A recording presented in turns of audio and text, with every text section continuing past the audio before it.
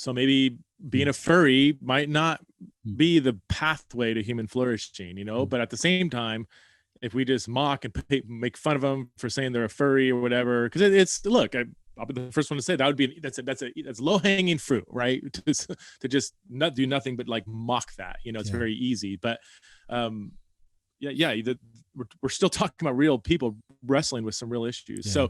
So that would be to help Christians, especially Christian leaders, to cultivate an environment where people who are wrestling with their gender identity can wrestle with the family of God in a healthy way.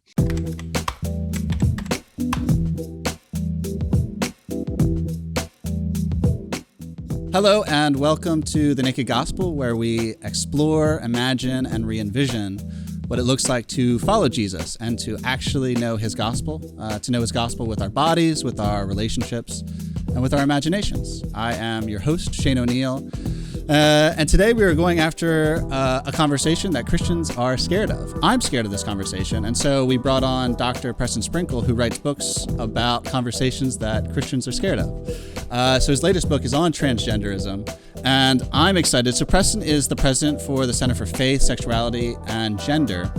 If that sounds familiar, it's because we've been accidentally poaching his board. We had Lori Krieg on recently, just a few weeks ago, and we've got Joshua Ryan Butler on tomorrow. So I am excited to have Preston on today. He was on last year, and today he's going to help us just process.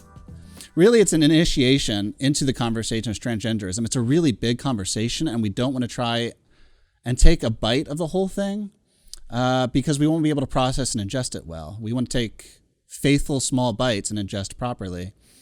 And just for a bit of context, I think this conversation is important. I think it's important. I was doing community development up in Philadelphia, and I saw my generation, millennials, wrestling with some very real things, and I didn't know how to wrestle with them. I saw them wrestling with abortion and homosexuality and transgenderism, and I didn't know how to wrestle with them. One of my favorite things about Jesus is that he wrestles with me. He outlasts me. He is faithful to me day in and day out, and his love goes far beyond my love. He just waits me out, and it's incredible. It's incredible how he just wrestles with me. And he's committed to that. He doesn't try and power play me with his glory or his position.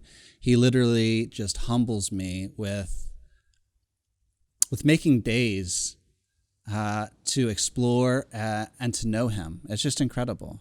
So I went and I spent a few years studying this stuff, and it has been really important because once you gain just a level of conversance, you feel a little bit more comfortable. You feel a little bit more comfortable, so to speak. You once you learn the landscape of an area, you know where the pitfalls are, where not to drive, you know the quickest routes around things, but also you gain some conversance with the landscape, where to lay down, where to find rest, and how to explore it with other people. And that's what we want today. We just want to explore it in an intentional way. I don't know about further conversations. Further conversations, we'll definitely have further conversations, but I don't know what they'll entail. So today we'll just really try and process how to think through this, and Preston's going to help us with that. Preston, thank you so much for being here with us, man. Thanks for having me on. Appreciate it. Bro, you wrote this book. You wrote this book, Embodied. Transgender Identities, the Church, and What the Bible Has to Say. You probably wrote this, because the last time you were on, you told us about this book. So you probably wrote this book something like a year and a half, 2 years ago, but it's out now and it's doing really well. Yeah. So, I mean, it was a 5-year project. It was one of those that I planned on releasing it a couple years ago, but it's a very complex conversation for so many reasons. And if you're familiar with my books, I don't like imprecision. I don't like to say things in a sloppy way. I don't like to say anything without having read everything on the other side of whatever I'm saying. And so, and this conversation involves a lot of complex questions. And so I really wanted to get it right. So so it was done. The manuscript is more or less done a year ago. But then it went through just a long editorial grind, just loads of external readers. I had to hire on a personal editor that just ripped through it, and just every line had comments and tweaks and changes. So it went through a good 4 months of editorial exhaustion is the way I put it. So with a topic like this, it's probably important though. I imagine. Yeah. Well, but one of the reasons why I wrote it is because, well, first of all, there's not a lot of stuff out there, and the stuff that is out there, I just wasn't. I don't know. I want to be careful. It's not like everything's garbage, whatever. But there's a lot of stuff out there that I'm reading it, and I'm like, this could have used a lot more editorial attention. You know, like if they sent me this manuscript and said, "Hey, can you critique this?" I would have probably left 1,000 comments because there's just things that are just being said that are inconsistent, sloppy, aren't backed up. So I didn't want that. I didn't want my book to be like that. So it took a lot of time. Good on you, dude. I do want to know, Preston, before we even get to the content of this book, sure. I want to know, what was your hope for the book, or what is your hope for the book? You wrote this book, and it's not necessarily like motive is one thing, but also hope on the other end. Like what is your hope for a book like this? Well, that's a great distinction. It's hard to boil it down to one hope. It depends on where the person's coming from. If they're coming at this conversation from kind of a combative posture, maybe they're, they listen to a lot of news outlets. They're, they see things going on in sports or bathroom debates or pronouns, or, maybe they're kind of angry about the conversation. I would want them to transform that passion into a posture of love rather than anger.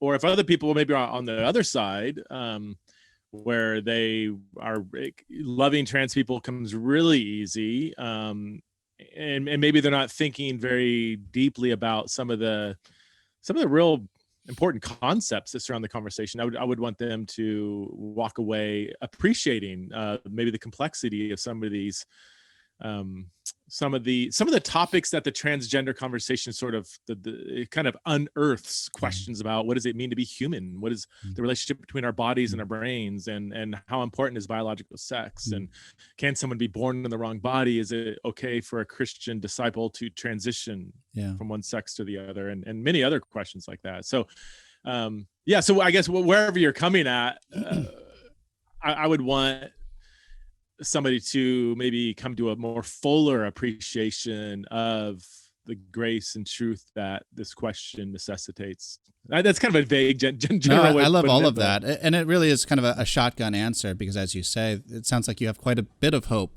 like a lot of different directional hope when it comes to this. I was thinking when I was thinking about this conversation, I was thinking about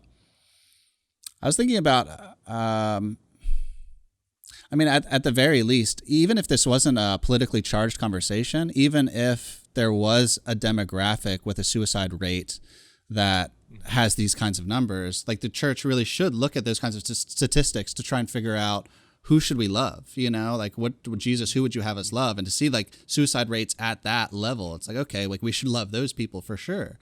Because when you get to the point where you literally can't find any hope in life, so much so that you hope that there's more peace in death than there is in life. You don't. That's as close to hell as you're going to get on this plane.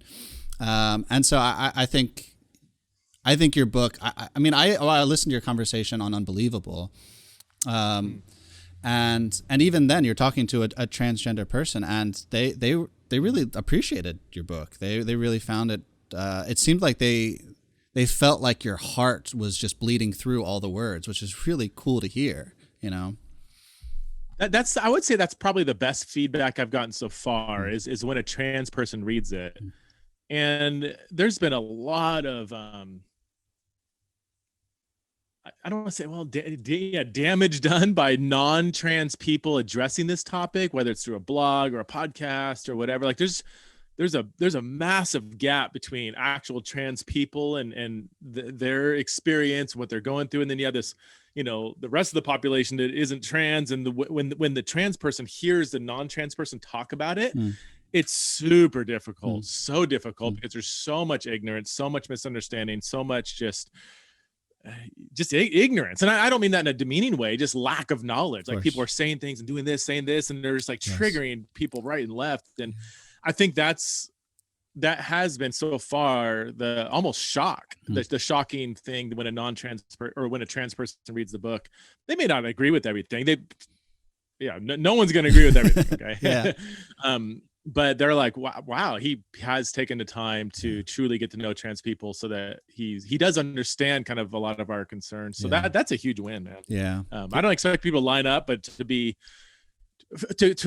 come to the book from different sides of the discussion, and both sides kind of appreciating different aspects. That's a win. Amen, dude. Yes and amen. I want to jump in basically where you jump in with this book, just by asking the question, what is trans? What does it mean to be trans? It's funny because even as I say it, I'm like, am I asking the question right? And so even learning how to ask the question rightly so that we can explore the answer. So I want to, so when I was in grad school, I read some work by a guy named Mark Yarhouse, and I really liked his work. I thought he did a great job. And it was on transgenderism, and it was a trifold taxonomy on 3 different kind of theological approaches to transgenderism.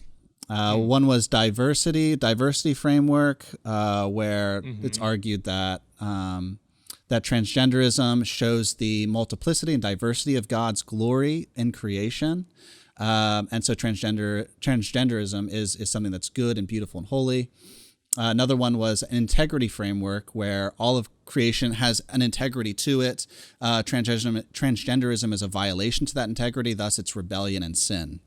And then the last one was a disability framework, which basically argued that transgenderism is kind of just a secular expression of gender dysphoria. Gender dysphoria is a mental illness, and so it's a non-moral issue.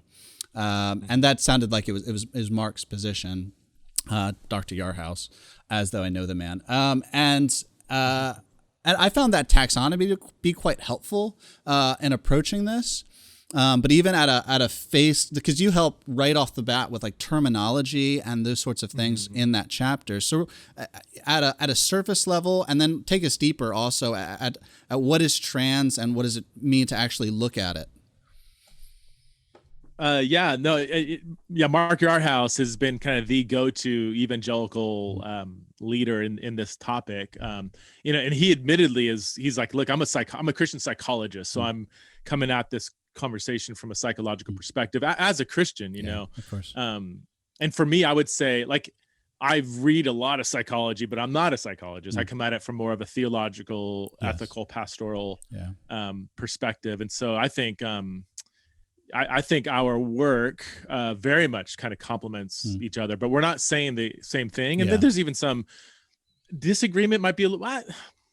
There's some disagreements in some of our conclusions, or I would say just maybe different approaches, different categories, different questions we're asking, and nuances. And I appreciate the taxonomy he uses. I think that taxonomy for me was helpful as long as you understand, and he very much, I think, articulates this, that these are overlapping categories. Totally. You can embrace aspects of each one. And sometimes when I hear people, I like the way you described it, but when I hear some people latch onto that taxonomy, it's kind of like, well, which one do you take? Do you take the integrity or the disability? And I'm like, well, there's a bits of all of them that I think are helpful, and one doesn't cancel out the other.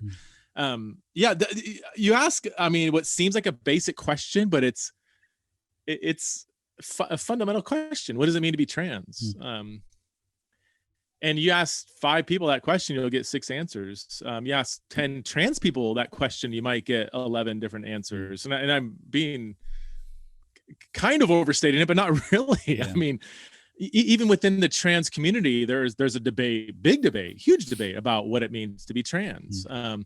For some people, there's and I talk about this in the book, there's the so-called self-ID, self-identification perspective, which says, how do you know you're trans? If you say you're trans, like, that's it. I see. And then there's a lot other people in the trans community, especially older trans people, who say, well, no, you don't just get to say you're trans and that means you're trans. You have to be diagnosed with a medical condition called gender dysphoria. And even that can be hard to nail down. Like, you have to have like real severe ongoing gender dysphoria, and that means you're trans. But even that raises the question, even if we take that perspective on a theological level, if I can say maybe an anthropological level, what does it still mean to be trans? Like, does that mean that there's males and females, some of whom suffer from a psychological condition called gender dysphoria? Or does that mean that there are some people who are, and I don't love this phrase, but it's familiar to most people. Or does it mean that there's some people that are, quote, born in the wrong body, that you have a biological male that could actually be a female, or vice versa? Or even, I mean, this is, ask somebody, what does it mean to be a woman? What does it mean to be a man? How would you define? These are basic. I mean, these are like top 10 most basic words in the English language, top 10 most basic concepts of just being human and living in the world. And yet a lot of people can't give you a good definition of what man means. Is it an internal sense of who you are? Like, if you is a man or a woman, is that something you sense on the inside of you? Is it in an identity? Like, is Kamala Harris the first female vice president because she identifies as a female, right, or because she is objectively a female? Like, these are important questions, and then the role that biology plays and everything. And I know I'm kind of throwing out stuff because I want people to appreciate some of the complexity that exists at the very, very fundamental level of what does it mean to be trans. If you're a parent and you think your 7-year-old might be trans, what does that mean? What does that mean? Does it mean you have a boy who is a boy who might be a little more feminine? Does it mean he was born in the wrong body? Does it mean like he suffers from a psychological condition? Does it mean he just wants to be a girl? Like, there's so many different really fundamental possible responses you can give to what does it mean to be trans. So that's people are like, what do you think? So I can give you my thoughts on what that means, but I think, again, it's I like appreciating the discussion, the questions, before we just kind of jump in and try to give quick answers to these questions. But no, we did invite you on to clear things up, just to confuse us, just to royally confuse us. No, I do want to. I think that opens up a lot of questions that we can explore, like, what does it mean to be human?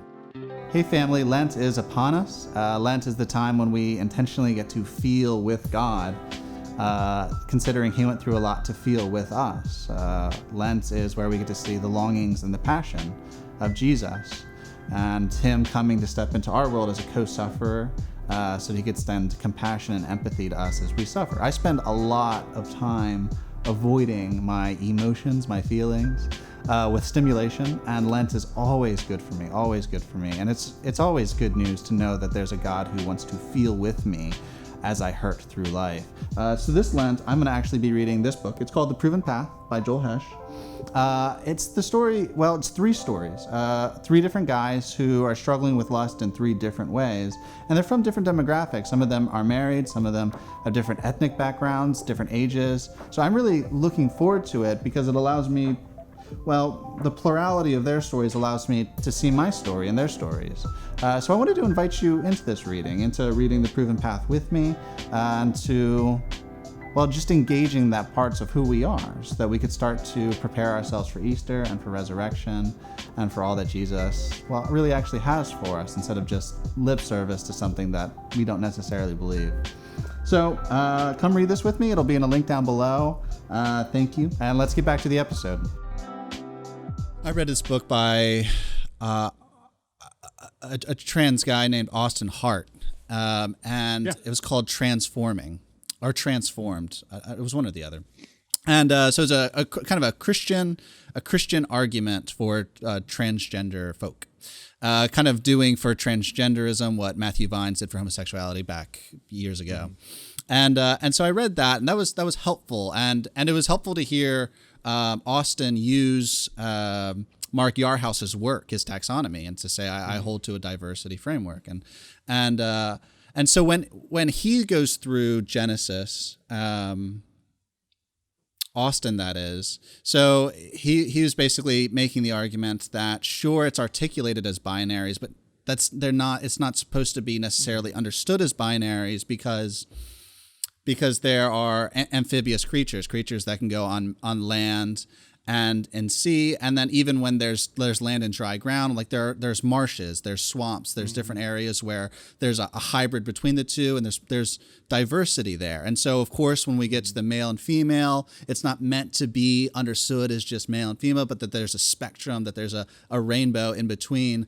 And I remember reading Austin's book, and it was really good for me to read Austin's book, because I was reading it to write a paper, and as I was reading it, I was like, oh no, like this is very compelling, and I was reading this because I thought this was I was just going to tear it apart, and then I had to reckon with, okay, what happens if I'm convinced by this? Can I allow myself to be maybe convinced by this argument, by what he's saying? And I went through that. There was like a real soldier, like, what is this going to cost me if I actually like change my position on this? And that was a really good moment. That was a good moment for me and Jesus to really process in an honest way what's true. What's true. And by the end, like I came away with still holding to, I guess, what could be an orthodox position when it comes to what it means to be human. But that was good for me. And so when you start with Genesis and start to just engage this conversation and this question of what does it actually mean to be human, could you walk us through that? I think that would be as good a place to start as any. Sure. Yeah. I read Austin's book early on, and I appreciated his writing, and very funny, down to earth. And I feel like he really did humanize the conversation. I really appreciate honesty among other people. So I'll try to model that for our audience. But yeah, I did feel like he wasn't asking all the right questions, or even really stating clear, like, to say there's diversity among creation, and of course, there's different ways to be female. Of course, like, we shouldn't put anybody in a box. You got more feminine kind of females, or more masculine females, or some that are kind of between. But that doesn't mean that there's other biological sexes in addition to male and female. Sex is not a spectrum. You would not want anybody operating on you in the ER who believes that sex is a spectrum. That is not a scientific declaration. Now, gender is a spectrum. And hopefully the audience is like, whoa, wait a minute. What's the difference? It's like, well, that's chapter 3. I mean, but like understanding even the difference between gender and sex. And that's where I felt like Austin in the book, and I would say 99% of every book I've written on the topic, kind of weaves back and forth between sex and gender, and will say something about sex, and then they'll make another statement that's more about gender. And kind of just it's just it's not unhelpful, I think, honestly. And it's not Austin in particular, but just I think there needs to be much more clarity, specificity about what is it we're actually talking about. Yes, there's, in creation, you have land and sea in Genesis 1. You also have rivers and marshes, and those aren't mentioned. Of course, you have amphibians that are hybrid kind of creatures. And then Genesis 1 also in 127 says God created humans as male and female. That's a basic scientific observation. The human species is sexually dimorphic. We reproduce when a male impregnates a female. There's different gametes, sperm and eggs. And again, this is biology 101. Like, this is the earth is round and not flat. Okay. Humans are sexually dimorphic. There's nothing in science that would dispute that. People say, well, what about intersex? Well, yeah, of course. Like, some people are born with some atypical features in their bodies, and yes, that can affect their sexual anatomy. So there are some people who are born with sometimes even like a severe intersex condition, like congenital adrenal hyperplasia or androgen insensitivity syndrome, or there's several others, where there's a really serious blend of male and female characteristics. But there's still a blend of male and female. Male and female are the only two sex categories. And so people always kind of jump to intersex to try to show, see, sex is a spectrum. Well, that doesn't prove. First of all, you should talk to intersex people who actually really hate being used in some argument, some politically charged argument, by the way. Claire Graham is an intersex activist who just keeps getting so frustrated at being drawn into this conversation, because she's like, I have a medical condition. I'm clearly female. I have some atypical features. That doesn't mean I'm not female. Like quit trying to put me in your little box. But so I don't know. So going back to Genesis 1:27, God says, God created us. God created them in his image, male and female, he created them. The very next commandment is to be fruitful, multiply. So we know that the categories of male and female are categories of biological sex. It's intrinsically connected to the command to reproduce, and male and female, that same phrase is used of animals, the animal kingdom. Okay. And we know animals are sexually dimorphic as well. So these are categories of biological sex. What's important though, is that 127 says that we were created in God's image, and that image God in us is explicitly correlated with our biological sex. There's kind of a poetic symmetry there. In the image of God, he created them, male and female, he created them. So there's this overlap between the image of God in us and our biological sex. Now that raises questions about what exactly does that mean in bearing God's image? But we, in a sense, all the kind of secondary questions are not crucial for our conversation. What is crucial is that our biological sex is an intrinsic part of human identity and is part of how we bear God's image. We don't bear God's image simply as humans. We don't bear God's image simply as embodied humans. We bear God's image specifically as sexed embodied humans. And the sexed body is not arbitrary in how we live out God's image. So, and the rest of the scripture, it's one verse. Well, it's kind of a big one. Like, how important is the fact that we bear God's image for human anthropology? Well, it's why racism is wrong. It's why sexism is wrong. It's why slavery is, fundamental to a Christian worldview. Yeah. But again, our biological sex is wrapped up into that. And the rest of scripture builds on that. I mean, Paul talks about the importance of the body in Corinthians.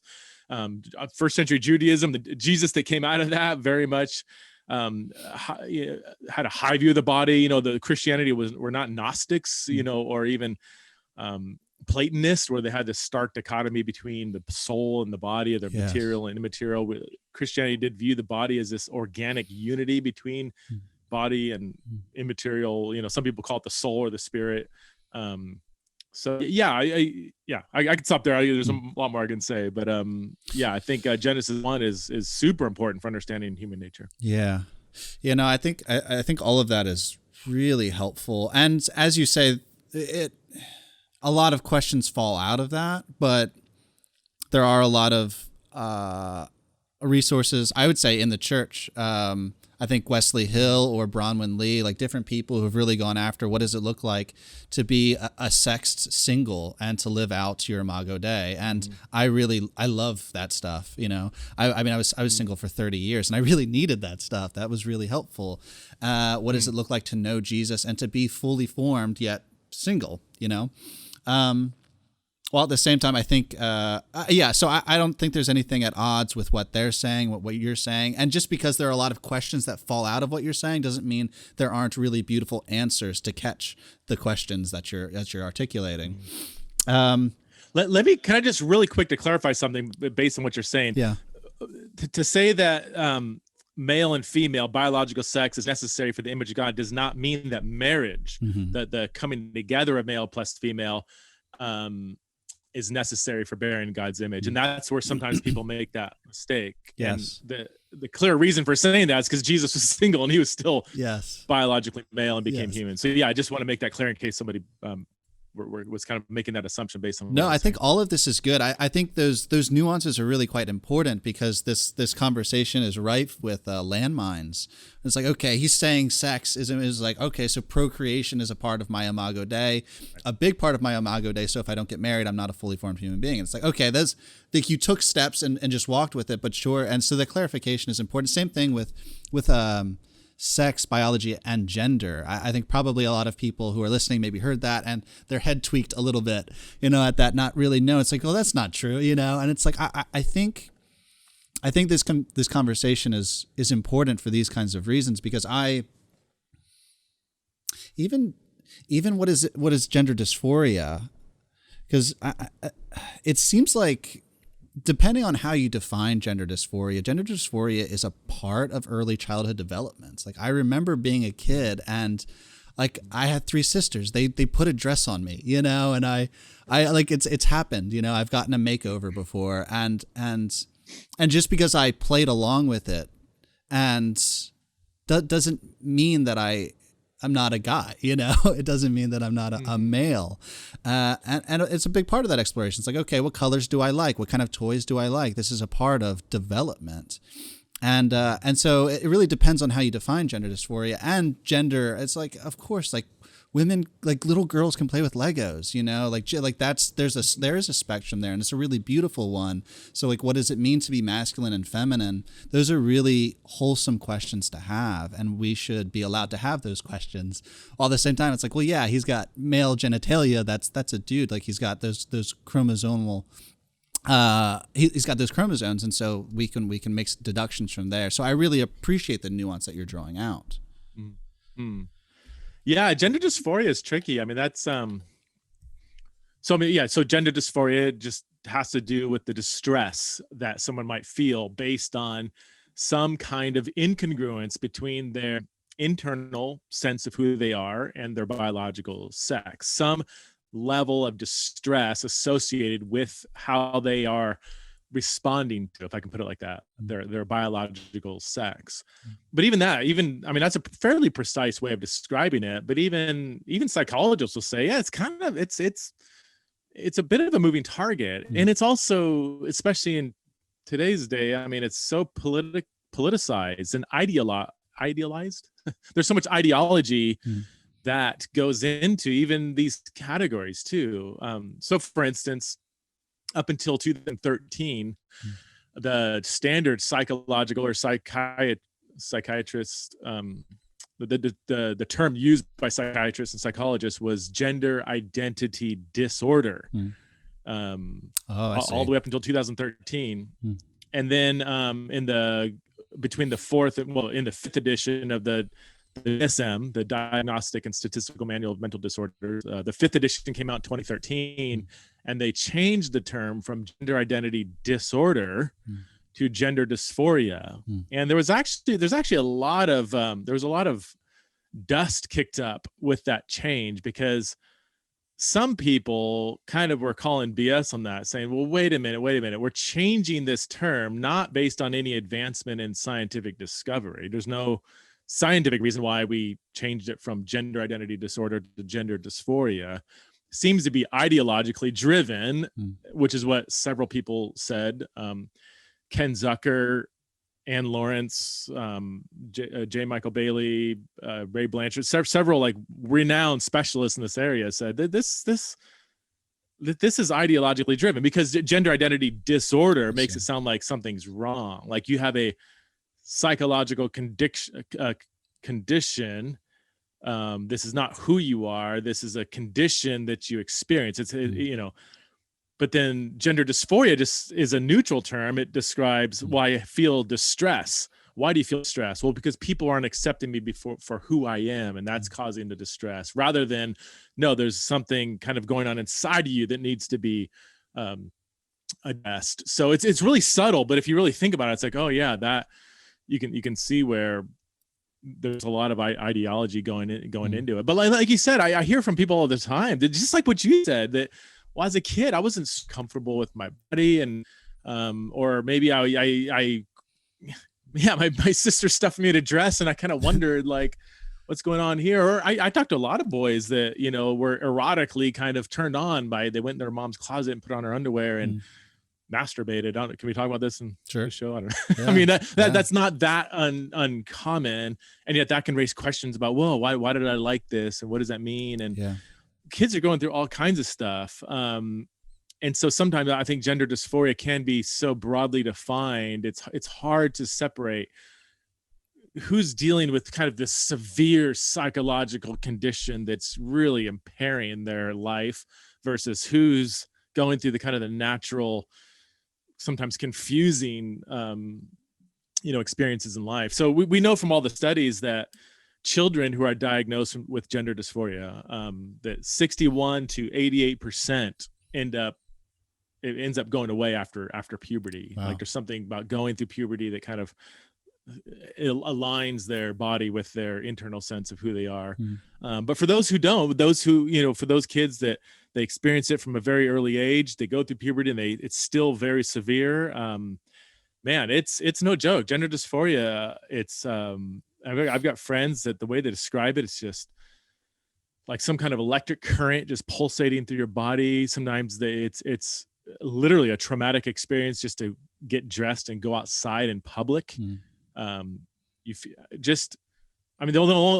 closest my friends who have severe dysphoria can describe it to me is like, well, just picture yourself standing in front of the mirror and seeing a female body on you. Like just that you look and that's what you see. And then you're like, and you go outside and like, does anybody else see this? Like, do they see my boobs? Even though you don't have boobs or whatever, like where, like you feel like so not at home in your body. And that can cause a significant amount of distress when you just, on any kind of social interaction, and so many things can trigger that you can't even foresee. So you can be out in public and something can happen out of nowhere and you can be so crippled with anxiety in that moment. You just want to shrivel up or just run home. And I mean, think about going through that on a day-to-day experience when there's no pill you can take that just makes it go away. That's no joke, man. And that's why I hope that when people read my book, they can get, as much as we are discussing these anthropological, theological, ethical questions, woven throughout all of that are real life stories of people, so that we keep our hearts and our minds fixed on the fact that this isn't just some issue we're trying to wrestle with. These are people we're trying to love. That's really good. Even as you say it, it's stirs up empathy within me, and I appreciate you saying it.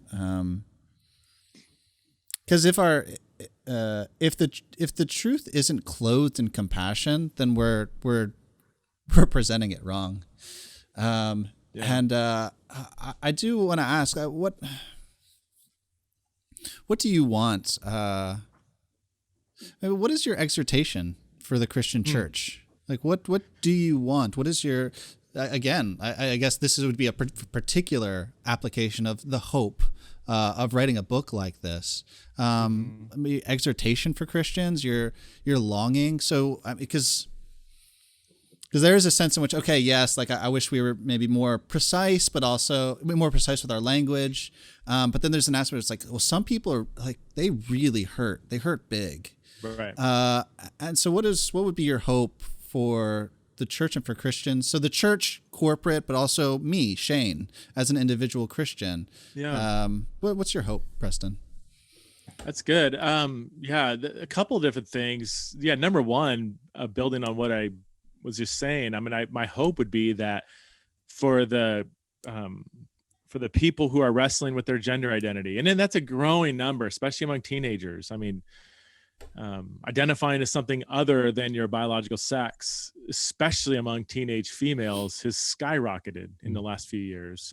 So this is not just, it used to be like 10 years ago, it was 0.014% of the population would be diagnosed, for instance, with gender dysphoria. That's a really small percentage. So, I mean, a church of 1,000, you might have one, right? Just statistically, maybe you have three, but like just on average, you might have one, maybe two people that are wrestling with this.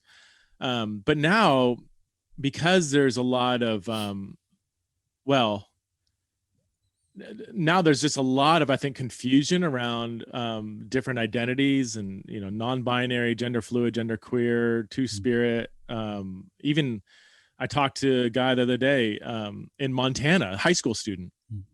And I've got like 12 friends, some of whom identify as furries. Some are pansexual or just pangender or sexual, both, and just like, there's so many identity markers floating around that while you may have still a small percentage of people who would be diagnosed with gender dysphoria, like severe, like the stuff I was talking about before, you've got a decent number of teenagers, especially, that are latching on to different identities and searching for who they are. And man, so the church needs to create it.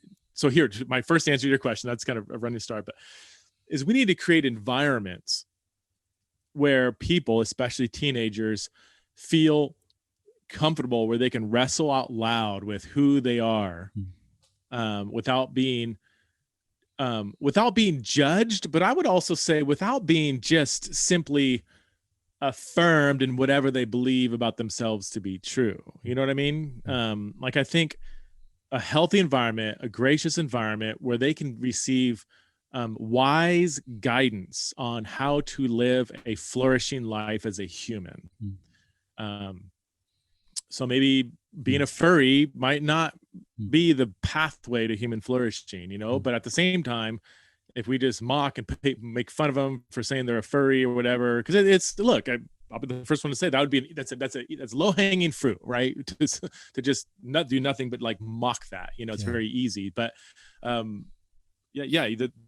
still talking about real people wrestling with some real issues. So that would be to help Christians, especially Christian leaders, to cultivate an environment where people who are wrestling with the gender identity can wrestle with the family of God in a healthy way. Now, even if we take, you know, all these teenagers that are wrestling with their gender identity, even then, let's just say it's only 5%. So it's still going to be a small percentage of the human population. And this is where Christian leaders sometimes are like, look, I've got half my church is addicted to porn, a quarter have marriages that are on the brink of, you know, being dissolved. I've got people having sex outside of marriage. I've got, you know, people addicted to wealth and comfort and losing their family. I got so many other issues. How can I give them time to this? Okay. So I can understand some people saying this is still a small percentage of the population. I just don't have the bandwidth to like spend all week, you know, diving into this. However, and this is where some of the culture wars come in. While it might be a small percentage of people who are actually wrestling with their gender identity or have gender dysphoria, this conversation has kicked up the dust on a lot of broader societal questions about what does it mean to be a man or a woman? Do you have to be feminine to be a female? What do you do with bathrooms and summer camp sleeping arrangements and athletics and you know, what does it mean to be human? So it has unearthed, I think, some broader questions about what it means to be human and policies surrounding that are applicable to anybody living in a Western country. So you have kind of so my second answer to your question is I do want Christians to be prepared to have a well thought out response to some of these broader questions about, should a biological male play in women's sports? You know, what if they've transitioned and they identify as a female? What does that even mean? How should we respond to that? Because these are questions that I think almost all of us are faced with, you know, if we're living in society, you know, and not living on some kind of, you know, Amish community. Nothing against the Amish community, but of course. Yeah. Preston, that is really good. That's really good, and it's as good a place to wrap up as any. I like that. I like all of that. I think your work, at a personal level, your work has helped me to appreciate, helped me to. So it's like things that you can intuit and, you know, instinctually, but then all of a sudden they're getting like really helpful categories to have homes in. And that home is to learn that a big part of what I like about living is learning how to be a male, learning how to be sexed, you know, and that is an ongoing process. It's not just like you're a dude, you know, and it's not that simple. It's like, no, like every day I'm learning how to be a better son to my mom and my dad. Every day I'm learning to be a better brother. Every day I'm learning how to be a better male friend who's safe for my female friends. You know, like I'm learning how to be a sexed individual. And that is an ongoing process. And that's a really beautiful thing. That's one of the things that makes life worth living, like learning how to be a dad, how to be a husband. These are very real aspects of our identities, and that's okay, and that's a good thing. And I think your book has helped affirm that in my own life as an individual. And so I just really appreciate what you've done at a personal level. Yeah, thanks, man. I appreciate it. I'm glad somebody's reading it and being helped by it. For sure. Yeah. And that's my point. Like, you don't have to be just a transgender individual to really actually get, like, it's not just, I'll save this for the exit, but you don't just have to be somebody who struggles with gender dysphoria or a trans person to read a book like this and to actually come away with resources for yourself. Preston, 2 questions we always end with. 1, how can people track with you? And 2, how can people be praying for you? Okay. Yeah, great. I'm pretty active on social media. So my Twitter handle at Preston Sprinkle. I've got 2 Facebook pages, a public page, a private page, Instagram. I would say that yeah, I'm going to kind of contradict what I just said. I try to stay off social media, but I'll post stuff like Hootsuite.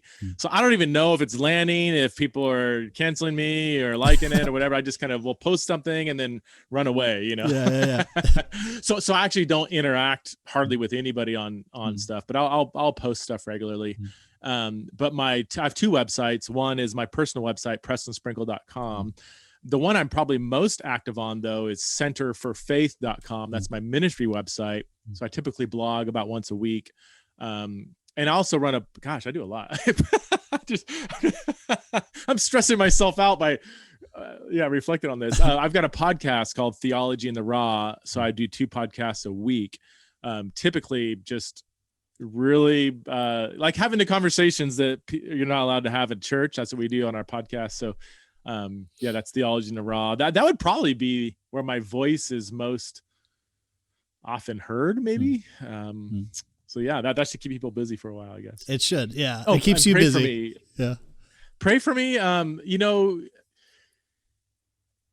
Pray for my soul. Pray for my family, because the spiritual warfare, and I wasn't raised in a charismatic environment. I've had to kind of grow to be more in tune with the spiritual realm, and it still doesn't come naturally to me. But man, so even from that perspective, I can say the spiritual warfare is no joke, and being in this conversation, and especially taking stances that I do that are not always popular in some settings, can paint a target on my back, and my family, we often feel it. So yeah, we can pray for that.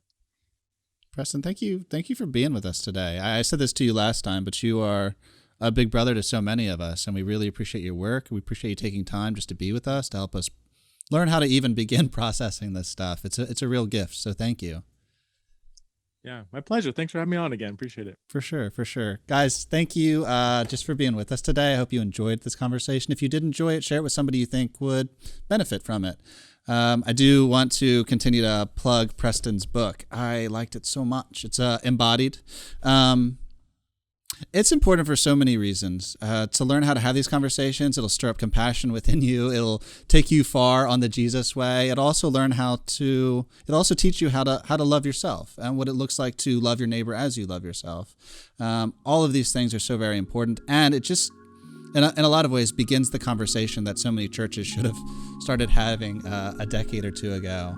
And I'm excited for it. All the links that Preston just communicated, all the things that he does on a weekly basis, they'll all be down in the show notes. So do check them out. Thank you for joining us. Thank you for being with us, and we will catch you next time.